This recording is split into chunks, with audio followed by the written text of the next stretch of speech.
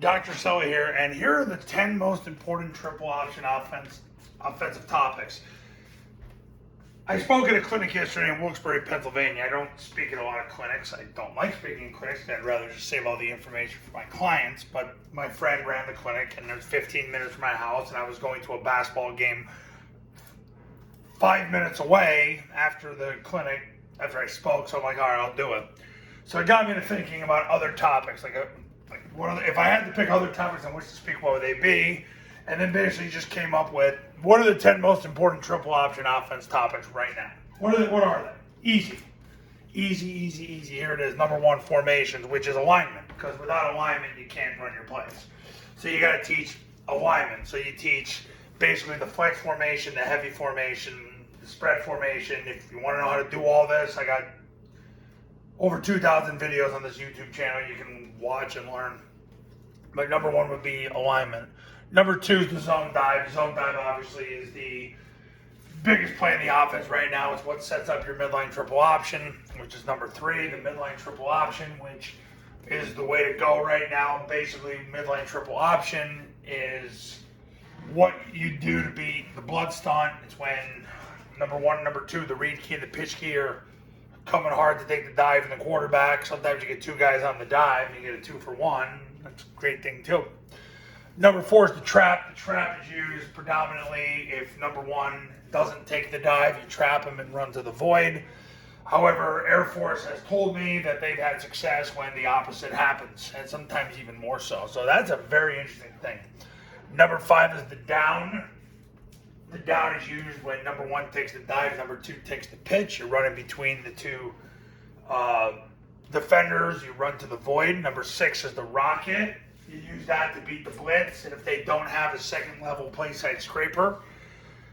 Number seven is the passing game, the switch, vert, tighten, which have been the three major pass concepts. Doesn't matter if it's Air Force or Paul Johnson. That's what they've been consistently doing. Number eight is how to practice this. How to practice this and learn the specificity of sport. To me, the most important thing with high school coaches is high school coaches must learn the specificity of sport. I've even taught it to my college clients. Yeah, I actually do have college clients. However, the biggest thing is with practice, it's the specificity of sport, learning how to practice the game. Because that, to me, is one of the biggest failures of the high school game, is too many coaches don't practice the game. They do drills for the sake of doing drills, and nothing chaps my backside more than that. Because I believe you not only do you waste time, you make your players worse. Number nine is play calling. How to call the game. But you install as you play call. So the way you install the offense is how you play call it. We already talked about how to play call it, but it's a topic because people don't know how to call a game. They just run a play, and if it works, they run it again. If they don't, they can jump in and go to the next play. And if you do that, you're probably going to lose, or your player's got to overcome your abstract coaching. Number 10, common coaching errors and how to avoid them. There was I posted this so many times on tripleoptionfootball.com about Bud Wilkinson many years ago, posted about common coaching errors and how to avoid them. I learned about this from a man named Bill Mountjoy, who was a very successful high school football coach in Virginia, and probably the greatest lover of football I've ever met in my life, who introduced me to this Bud Wilkinson article, and it was a game changer. And you can find common coaching errors and how to avoid them by Bud Wilkinson if you Google it, or you go to tripleoptionfootball.com. You're going to find it because I've posted it several times on that website. So those are the 10 most important triple option offensive topics right now. So if you're going to focus on anything, focus on in those 10 areas.